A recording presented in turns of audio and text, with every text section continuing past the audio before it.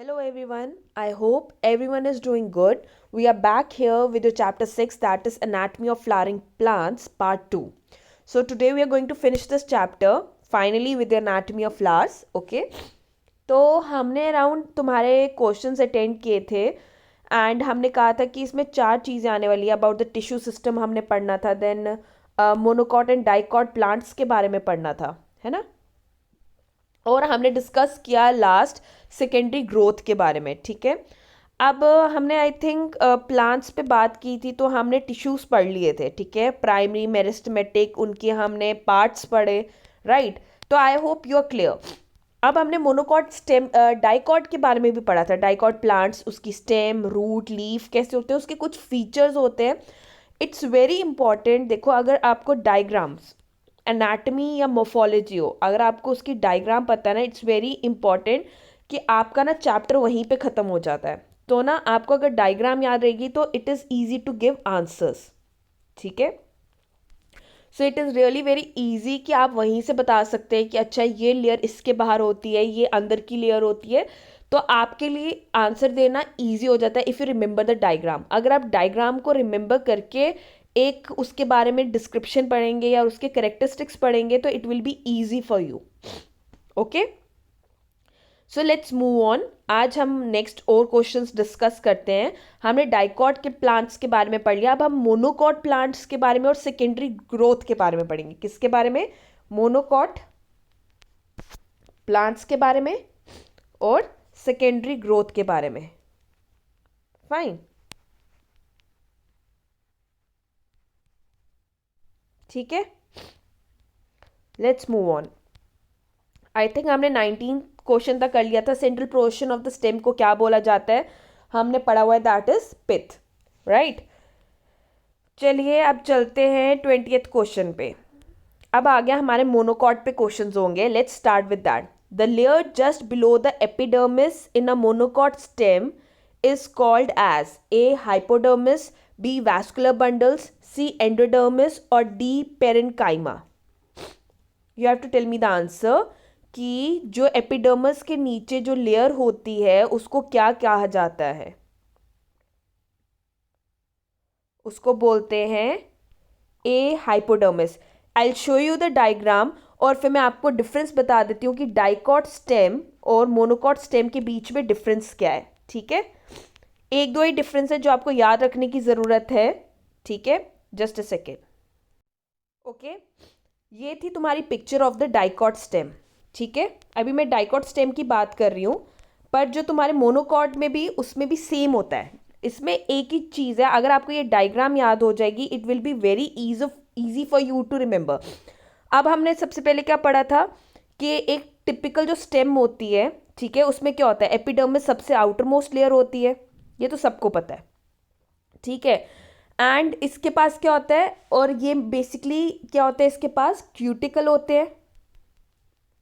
ठीक है, ट्राइकोम्स होते हैं और क्या होता है, फ्यू स्टोमेटा होता है जो आउटर मोस्ट लेयर होती है, हम उसकी बात कर रहे हैं. ठीक है, ये आ गया एपिडर्मिस की. ठीक है, उसके बाद आता है कॉर्टेक्स लेयर. कौन सी लेयर आती है? कॉर्टेक्स. उसके पास क्या क्या होता है? Hypodermis, cortex and endodermis. Okay, और तुम्हारा क्या होता है, कॉर्टेक्स होता है. फाइन. अब हाइपोडर्मिस की जो बात करें, अब मैंने क्या क्वेश्चन था कि एपिडर्मिस के नीचे लेयर कौन सी होती है, अंदर वाली जो ये पर्पल लेयर है वो क्या है, हाइपोडर्मिस है. अब ये जो हाइपोडर्मिस होता है क्या है, हाइपोडर्मिस क्या करता है, ये तुम्हें स्ट्रेंथ प्रोवाइड करता है, मैकेनिकल सपोर्ट देता है एक तरह का. फाइन. और इसमें कौन से सेल्स होते हैं, कोलेनकाइमाइटिस सेल्स होते हैं. In the case of dicot same structure होता है ऑलमोस्ट. ठीक है, ये अभी मैं डाइकॉट की बात कर रही हूँ. ठीक है, फिर उन्होंने क्या कहा, हाइपोडर्मिस के अंदर ही ना एक पेरेन्काइमाइटिस लेयर होती है, अगर आप देख सकते हैं. ठीक है, वाइट कलर की आपको पेरेन्काइमाइटिस लेयर दिखेगी. ठीक है, और इनर मोस्ट लेयर जो होती है वो क्या होती है, एंडोडर्मिस की. किसकी होती है? एंडोडर्मिस की. फाइन. फिर उसके बाद आ गया, फिर हमने कहा था कि जो सेल्स होते हैं एंडोडर्मिस के वो रिच किसके होते हैं, स्टार्च ग्रेन होती. क्या होती है उसमें? Starch grain. और उसके बारे में ही हमने पढ़ा था कि उसको स्टार्च शीट भी कहा जाता है। क्या बोलते हैं? Starch sheet. ये क्वेश्चंस हमने डिस्कस कर लिए हैं। यहीं से आपको मैं एक मोनोकॉट स्टेम के बारे में बताऊंगी, इसलिए बोला है, ठीक है। फिर पेरिसाइकल आ गया। पेरिसाइकल जो होता है वो स्क्लेरेनकाइमा से बना होता है। किससे बना होता है? स्क्लेरेनकाइमा सेल से बना होता है। फाइन। फिर उसके बाद अंदर मेडुलरी सेल्स आ गए, ठीक है। अब ये रेडली प्लेस्ड होते हैं पेनकाइमल सेल्स के और in between the vascular bundles. ये जो होता है ग्रीन पार्ट, ये वैस्कुलर बंडल्स के बीच में होते हैं, ओके। और इसमें क्या होता है, जो डाइकॉट में होता है, डाइकॉट में जो तुम्हारे वैस्कुलर बंडल्स हैं वो कैसे होते हैं? कॉन्जॉइंट होते हैं, ओपन होते हैं, विथ एंडार्च, और ये हमेशा रिंग के अंदर होते हैं। फाइन। और जो पित्त है वो ऑक्युपाई करता है central place of the stem, ठीक है। बाकी सब कुछ सेम है, सब कुछ सेम है। अब मोनोकॉट का हम यहीं से समझ लेते हैं कि मोनोकॉट स्टेम कैसे होती है। जो मोनोकॉट स्टेम होती है उसका भी क्या होता है? हाइपोडर्मिस क्या होता है? स्क्लेरेनकामाइटस होता है। हाँ, जो हाइपोडर्मिस है वो क्या होता है? स्क्लेरेनकामाइटस। पर इसके केस में क्या था? डाइकॉट के केस में वो क्या था? कोलेनकामाइटस था। इसमें कोलेनकामाइटस सेल्स थे, जबकि मोनोकॉट में क्या होते हैं? स्क्लेरेनकामाइटस होते हैं। फाइन। और large number of scattered vascular bundles होते हैं। इसके जो वैस्कुलर बंडल्स होते हैं ना वो ऐसे स्कैटर्ड होते हैं, ठीक है। और इसके पास भी एक बंडल शीथ होती है और पेरेन्काइमाइटिस ग्राउंड टिश्यू होता है। बस इसके जो वैस्कुलर बंडल्स होते हैं मोनोकॉट के, वो क्या होते हैं? वो कॉन्जॉइंट होते हैं और क्लोज्ड होते हैं। जबकि डाइकॉट में क्या था? वो कॉन्जॉइंट होते हैं और क्या होते हैं? ओपन होते हैं। ये क्या होंगे? क्लोज होंगे, ओके। और इसके जो वैस्कुलर बंडल्स होते हैं मोनोकॉट के केस में वो क्या होते हैं? स्मॉल होते हैं और ये सेंट्रली लोकेटेड होते हैं। फाइन। वैस्कुलर बंडल आपको ऐसे दिखेगा। इसमें जो फेलन पैरेन्काइमा है वो एब्सेंट होता है। फेलन पैरेन्काइमा जो होता है वो एब्सेंट होता है in the case of monocot. बाकी उसमें भी एपिडर्मिस की लेयर होती है, पैरेन्काइमा हो गया, पित्त हो गया, ये सब कुछ सेम ही होता है उसमें, ठीक है। बस हाइपोडर्मिस यहाँ पे कोलेनकामाइटिस होता है और मोनोकॉट के केस में क्या होता है? स्क्लेरेनकामाइटिस होता है। इसमें जो वैस्कुलर बंडल्स हैं वो ओपन होती हैं, उसमें क्या होती हैं? क्लोज्ड होती हैं। सिर्फ एक दो ही डिफरेंसेस हैं, you need to remember, okay. Fine. तो ये है जो layer just below the epidermis को भी क्या कहा जाता है? ए मोनोकॉट ही कहा जाता है। सो बस आपको डिफरेंसेस पता होने चाहिए कि कहाँ पे होते हैं, कौन कौन सी लेयर्स प्रेजेंट होती हैं, क्यूटिकल होता है नहीं होता, तो बंडल शीट कैसी होती है, पेरेन्काइमा है, कौन से सेल्स प्रेजेंट होते हैं। तो you should know about that's it, okay. Let's move on to the next question. Which among the following is not correct about the monocot stem? अब मोनोकॉट स्टेम के बारे में कौन सी चीज करेक्ट नहीं है? In a monocot stem, the vascular bundles are scattered. More than one conjoined vascular bundle is present. Cambium is absent and cortex is present. Okay? तो अब ये आपको चार ऑप्शन दिए हैं, आपको बताना है कि इसमें क्या अलग है, okay.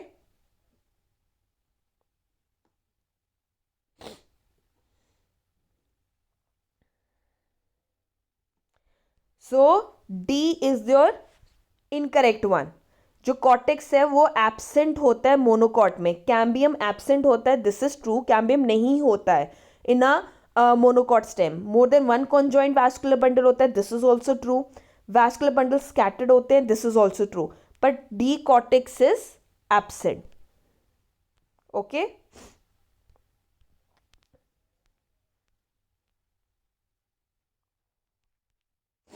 Okay, let's move on to the next question.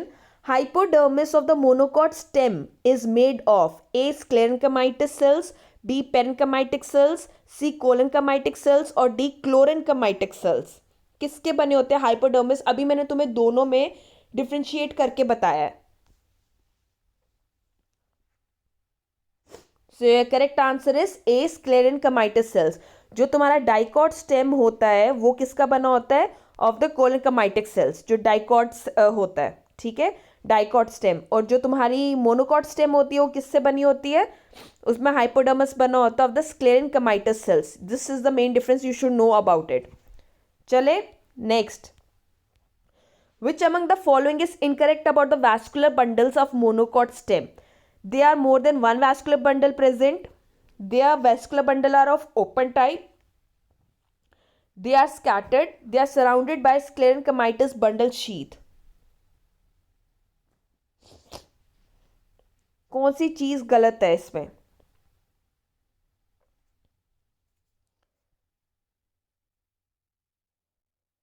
So B is the wrong one. More than one vascular bundle present होते हैं, ये तो पता ही है। स्कैटर्ड फॉर्म में वैस्कुलर बंडल्स होते हैं, ये भी हमने पढ़ा। स्क्लेरेनकाइटस बंडल शीट होती है, ये भी पढ़ा। पर वैस्कुलर बंडल जो होते हैं वो क्लोज टाइप होते हैं। जो ओपन टाइप होते हैं वो किस में होते हैं? In your dicot stem. किसमें?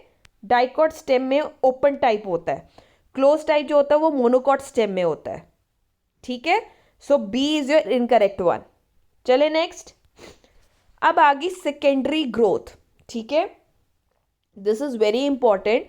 जब हम सेकेंडरी ग्रोथ के बारे में पढ़ते हैं तो सेकेंडरी ग्रोथ किसकी वजह से होती है, you should know about it. Okay,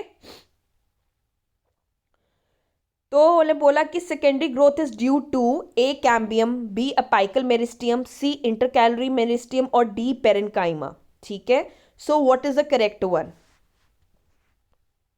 जो correct one is A cambium.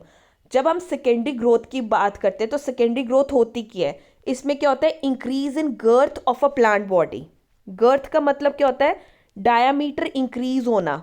ठीक है, एक प्लांट बॉडी का जब डायामीटर इंक्रीज होता है उसको कहते हैं सेकेंडरी ग्रोथ।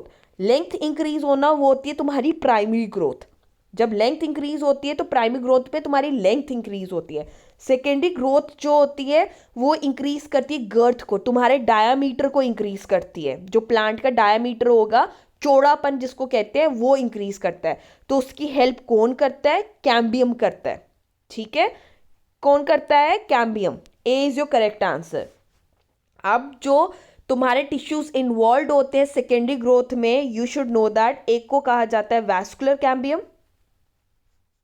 और दूसरा होता है कॉक कैम्बियम। ठीक है, ये वैस्कुलर एंड कॉक, these are the two things you should know. ठीक है,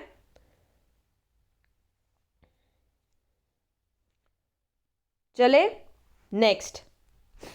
25th question. In a woody dicotyledonous tree, which of the following parts will mainly consist of primary tissues? जब हम एक वुडी, एक डाइकॉट ट्री होगा, ठीक है, जब हम डाइकॉट ट्री की बात कर रहे हैं, कौन से पार्ट्स मेनली कंसिस्ट करेंगे of primary tissues? Primary tissues के अंडर क्या आता है? A shoot tips and root tips, B flower fruits and leaves, C root and stem और डी ऑल द पार्ट्स।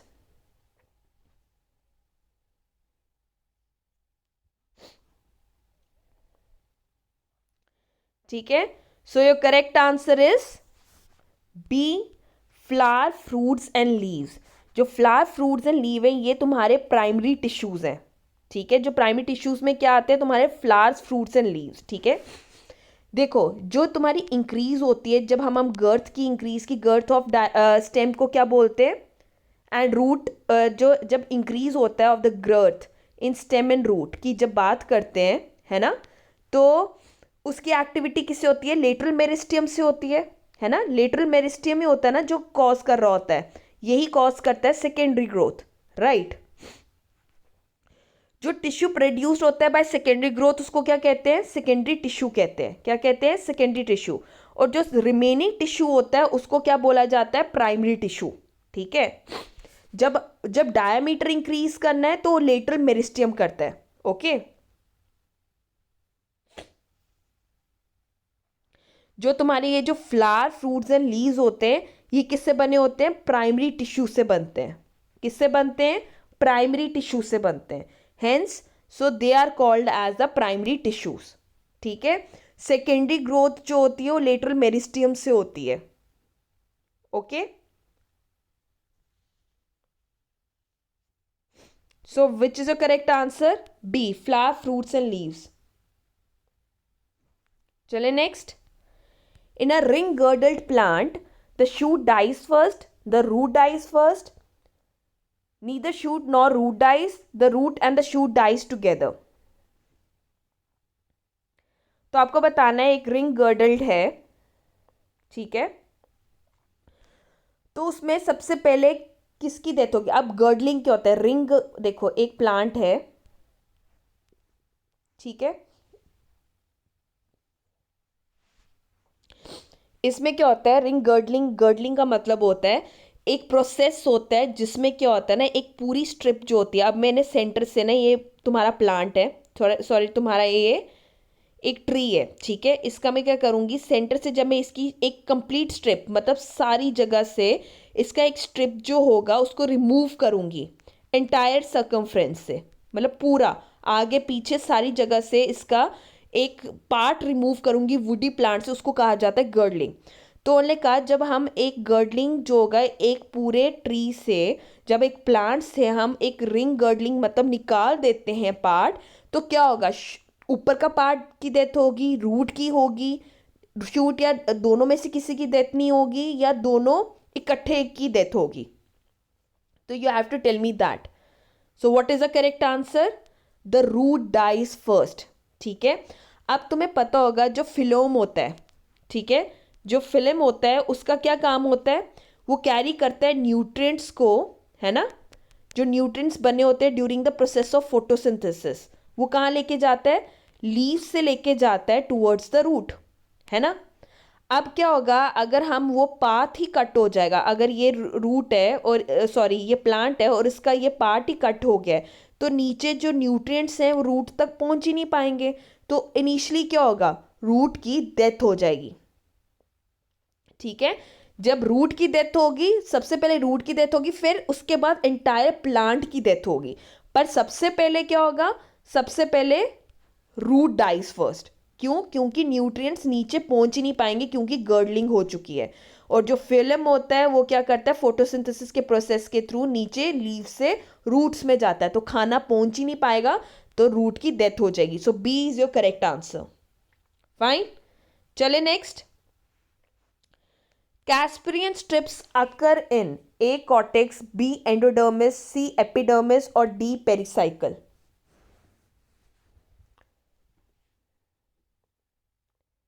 जो कैस्परियन स्ट्रिप होती हैं वो किस में प्रेजेंट होती हैं, A cortex, B endodermis, C epidermis और D pericycle. So your correct answer is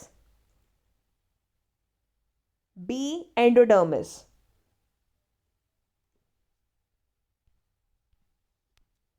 okay fine.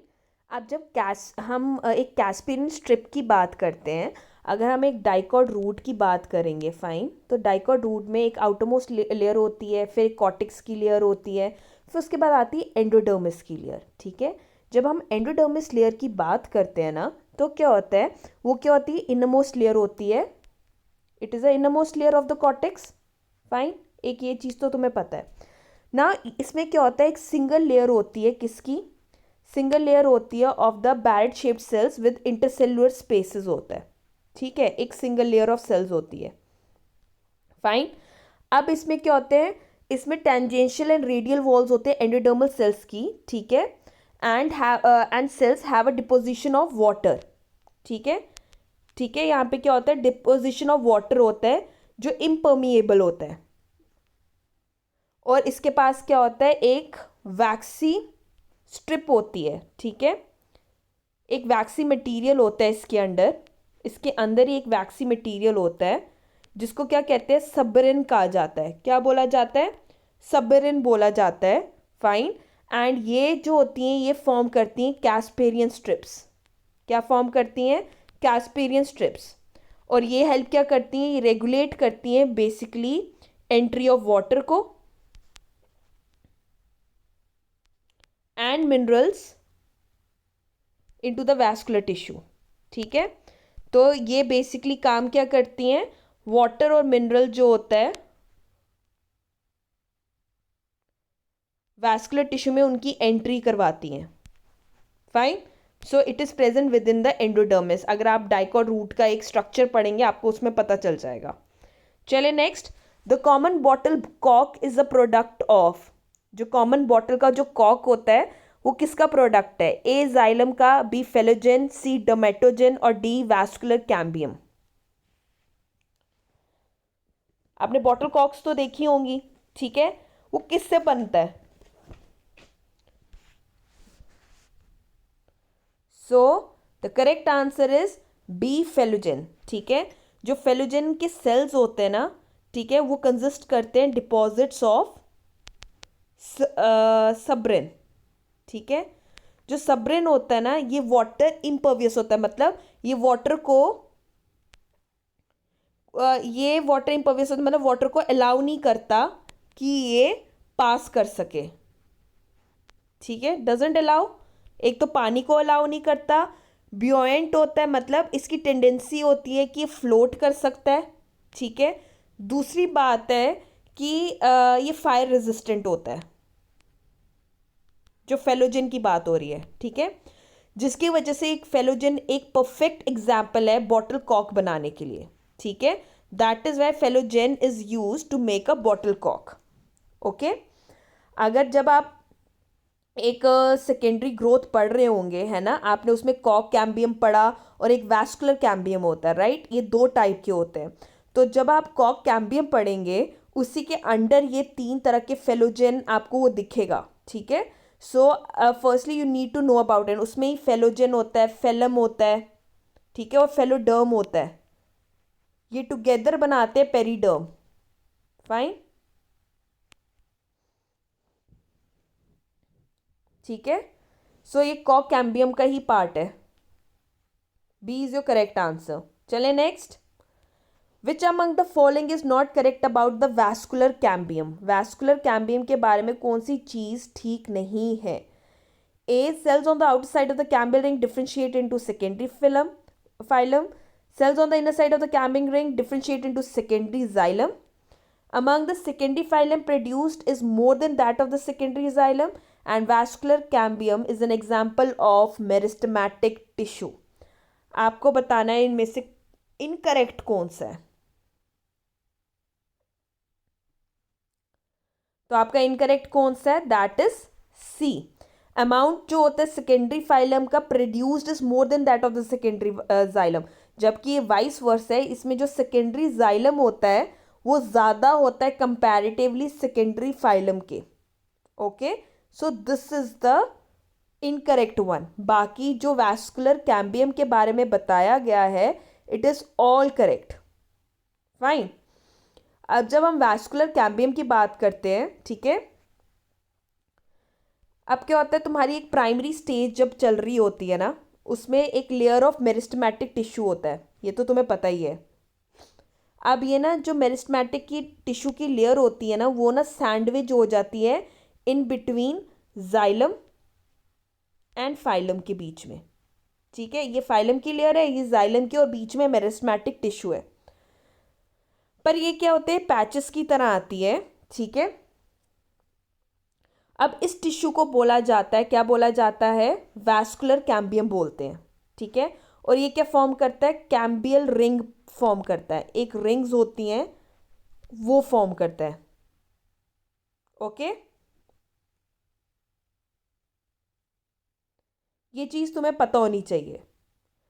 अब जो सेल्स होते हैं outer side of the cambial ring के, जो कैम्बियल रिंग के बाहर वाले होते हैं वो डिफ्रेंशिएट होते हैं सेकेंडरी फाइलम की तरह, और अंदर वाले होते हैं डिफ्रेंशिएट है सेकेंडरी जाइलम। ठीक है, और जो सेकेंडरी जाइलम होता है वो ज़्यादा होता है कंपैरेटिवली सेकेंडरी फाइलम के लिए, और जो वैस्कुलर कैम्बियम है वो एग्जाम्पल है मेरिस्टेमेटिक टिश्यू का। अभी मैंने बोला कि मेरिस्टेमेटिक टिश्यू सैंडविच होता है इन बिटवीन दीज।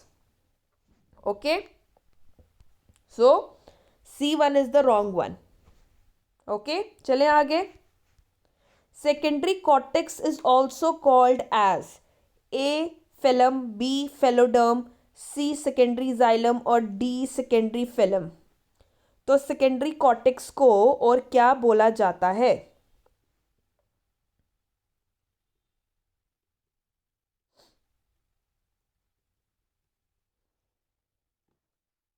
जो तुम्हारा सेकेंडरी कॉर्टेक्स है, so which is your correct answer?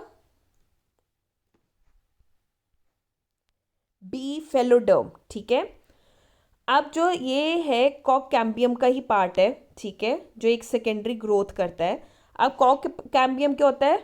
ये लेटरल मेरिस्टियम है, ठीक है, एंड सेकेंडरी होता है ओरिजिन में, ठीक है, ये कॉर्टिकल जोन से बनता है। कॉक कैम्बियम का दूसरा नाम क्या है? फेलोजेन। क्या है? फेलोजेन। और ये बहुत ज़्यादा थिक होता है, ठीक है। जो फेलोजेन, जो इसके आउटर सेल्स होते हैं, ठीक है, जो इसके आउटर सेल्स होंगे वो डिफ्रेंशिएट हो जाते हैं इनटू फेलम, ठीक है, और इनर सेल्स जो होते हैं वो डिफ्रेंशिएट हो जाते हैं इनटू फेलोडर्म, या इसको क्या बोला जाता है? Secondary cortex. ओके, ये चीज़ें याद रखनी है। और इन तीनों की लेयर जो फेलम, फेलोडर्म और फेलोजेन की बनती है उसको क्या बोलते हैं? पेरिडर्म बोला जाता है। क्या बोला जाता है? Periderm. Fine, so B is your correct answer. Next, which among the following describes bark?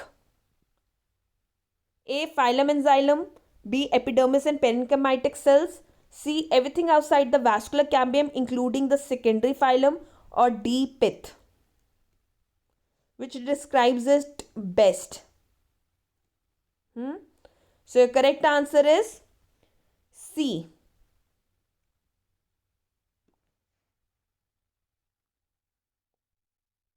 Everything outside the vascular cambium including the secondary phylum, ठीक है।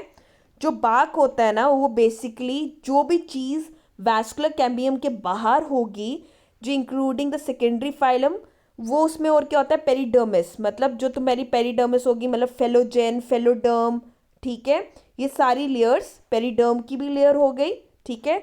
तुम्हारा सेकेंडरी कॉर्टेक्स हो गया, कॉक कैम्बियम हो गया, ये सब कुछ बाक के अंडर आता है। फाइन,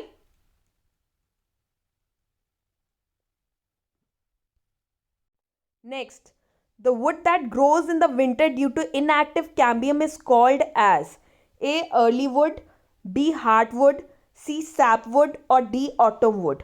जो wood जो grow करता है winter में due to inactive cambium, उसको क्या बोला जाता है? It is called as D, autumn wood। क्या बोलते हैं उसको? autumn wood बोलते हैं, ठीक है। जो ये तुम्हारा स्प्रिंग वुड है, ऑटम वुड है, हार्ड वुड है ना, ये ट्रेड्स ऑफ वुड होते हैं, ठीक है। एक स्प्रिंग एंड ऑटम होता है, एक सैप वुड होता है, ये सारे डिफरेंट टाइप्स के वुड होते हैं, ठीक है। अभी एक जो होता है, जो अर्ली वुड होता है, वो तुम्हारा क्या होता है? स्प्रिंग वुड होता है। क्या होता है? स्प्रिंग वुड होता है। अभी हम बात करेंगे अबाउट द ऑटम वुड की बाद में।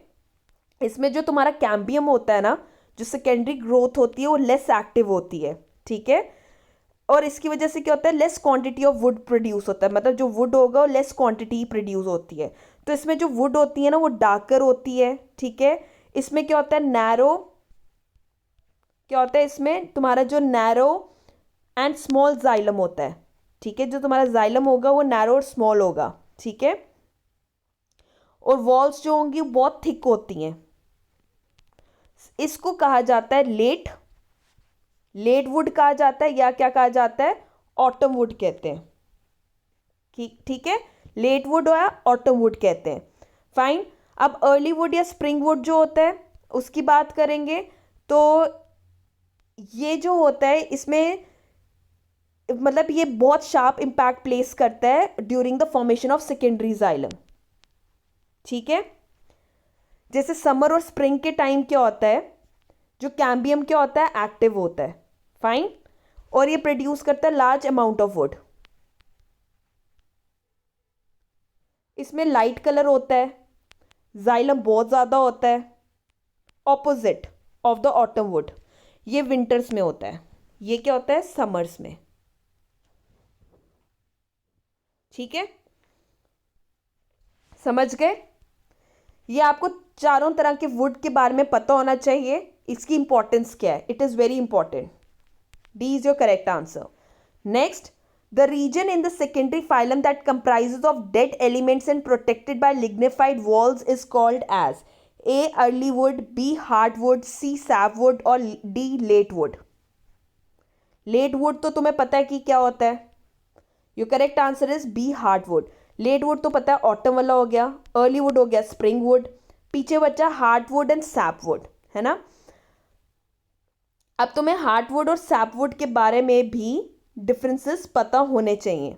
ठीक है, it is very important for you to know about it. ठीक है.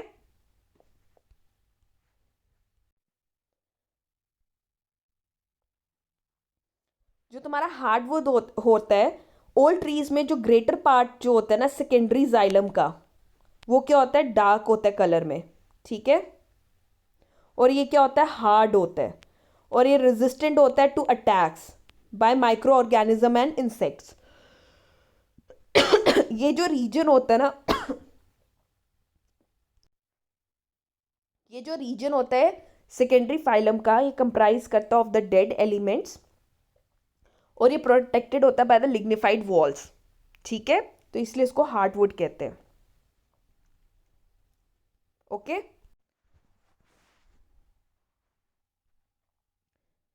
सैपवुड में क्या होता है, जो तुम्हारा सेकेंडरी जाइलम होता है ना, वो लाइट कलर्ड होता है. क्या होता है, लाइट कलर्ड होता है. और ये हेल्प करता है conduction of water and minerals. Fine. So जो वुड जो ग्रो करता है in winter due to sorry, जो रीजन होता है सेकेंडरी फाइलम का जिसमें डेड एलिमेंट्स होते हैं, वो होता है हार्डवुड. ठीक है. और ये क्या होता है, डार्क कलर का होता है और ये हार्ड होता है. ठीक है. और ये रेजिस्टेंट होता है to attacks by micro organisms and insects. Fine. So B is your correct answer, that is hardwood. Okay, I hope you are clear. We are completed with your this chapter, that is anatomy of flowering plants.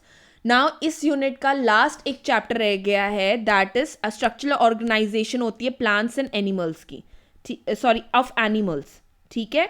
अब उसकी हमने anatomy पढ़नी है. क्या पढ़ना है हमने उसके बारे में, उसकी एनाटमी एंड मोफोलॉजी पढ़नी है हमने. जो मोफोलॉजी थी प्लांट्स की और एनिमल्स की, वो अलग अलग करके पढ़ी है ना. पर इसमें क्या होगा, हमें इकट्ठा पढ़ना है. ये एक ही चैप्टर है, दैट इज चैप्टर 7. इसमें एनाटमी और मोफोलॉजी ऑफ एनिमल्स पढ़ेंगे, जिसमें फ्रॉग्स वगैरह के बारे में पढ़ा जाएगा. तो प्लीज़ इसके बारे में अच्छे से पढ़ के आना, that you are clear about it. हम ऑलमोस्ट 20-25 करेंगे, तो स्टार्टिंग के कुछ चैप्टर्स या कुछ पेजेस एटलीस्ट आप कर आना कि आपको क्वेश्चंस पता हो व्हाट वी आर डिस्कसिंग. अगर पहले मोफोलॉजी, ऑब्वियसली तो मोफोलॉजी के बारे में ही पढ़ेंगे हम, then will go to its anatomy. पहले मोफोलॉजी ऑफ एनिमल्स ही पढ़ेंगे. तो मोफोलॉजी ऑफ एनिमल्स सबको क्लियर होनी चाहिए. आई होप सब पढ़ के आएंगे so that we can discuss about it. ठीक है. तो प्लीज़ ये घर जाके रिवाइज करना. आई नो थोड़ा सा ड्राई हैं ये chapters, but you have to do it. इसके बारे में पढ़ना, मेन पॉइंट्स जॉट डाउन करिए और उसको लिखिए, एंड देन उसके अकॉर्डिंग क्वेश्चन सॉल्व कीजिए. ठीक है. तो हर किसी का जैसे स्प्रिंग वुड का क्या फंक्शन है, autumn would, hard would, SAP would, ये इंपॉर्टेंट है. तो इसके आपको मेन पॉइंट्स पता होने चाहिए. ठीक है. फिर हमने कैम्बियम के बारे में पढ़ा, 2 टाइप का होता है. डाइकॉट प्लांट्स के बारे में पढ़ा, मोनोकॉट प्लांट्स के बारे में पढ़ा, even secondary growth, primary growth, ये सब पढ़ा. ठीक है. So it is important. Please इसको एक बार रिपीट कीजिए and then solve all the 33. 2 parts में है, दोनों MCQs की जो वीडियोज़ हैं दोबारा रिपीट पे लगाइए after reading it once again, and then solve all the questions. See कि इसमें से आपके कितने गलत हैं, कितने सही होते हैं, so that it will make you more perfect. ठीक है. जितना प्रैक्टिस करेंगे उतनी जल्दी आपको याद होगा, उतनी जल्दी आपके MCQs क्लियर होंगे. Okay. So wishing you all the best. Have a nice day. We'll discuss chapter 7 of this. That is the structural organization of animals, जिसमें हम morphology और anatomy पढ़ेंगे. Okay. Take care. Bye bye.